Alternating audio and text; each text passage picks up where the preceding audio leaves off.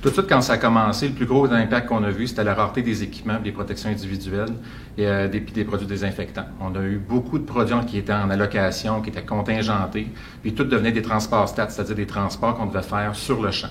On a dû carrément rajouter des routes de transport. Le premier produit dont on a eu besoin, c'est des masques de procédure. On vivait une pénurie mondiale. Plus aucun fournisseur connu pouvait nous fournir des masques. On m'a dit, Claudine, trouve-nous au moins 1 million de masques le plus vite possible.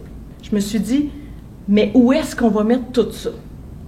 Inquiète-toi pas, trouve-nous des masques, on va trouver de la place. Au magasin, rapidement, on a dû assurer une présence 24 heures sur 24. On nous demandait de doubler, voire tripler les minimums d'inventaire qu'on gardait normalement en réserve. Il fallait trouver la marchandise, la recevoir, l'entreposer et s'assurer aussi de toujours avoir le bon équipement au bon moment, en quantité suffisante, en fonction des nouvelles directives qui arrivaient rapidement du ministère. À un certain moment, on était aussi responsable de monter des tests parce que le fournisseur ne pouvait plus. Avec l'équipe, on a monté jusqu'à 3000 kits de tests de dépistage COVID par jour. Quand la pandémie est arrivée, vite, il a fallu trouver un local pour faire du dépistage. Monter une équipe multidisciplinaire, clinique, DRIT, DST et PCI. Dans le peu de temps qu'on avait, on fait jamais ça d'habitude, mais on a rédigé un bail en même temps qu'on faisait les travaux de construction. À la buanderie, en moyenne, on traite 100 000 kg de linge par semaine.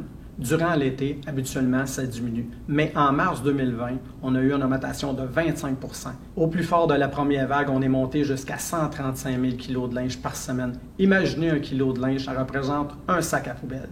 À l'ouverture du centre de confinement sur la rue Gâte, au tout début, il n'y avait absolument rien. On a dû déménager 60 chambres. Il n'y avait pas de cuisine, alors on a mis en place une route dédiée sur le transport de la nourriture de l'hôpital Fleurimont vers le centre de confinement, incluant les archives, le courrier interne, la pharmacie, les fournitures, et ce, 7 jours sur 7. On est toujours arrivé à avoir le matériel dont on avait besoin à temps.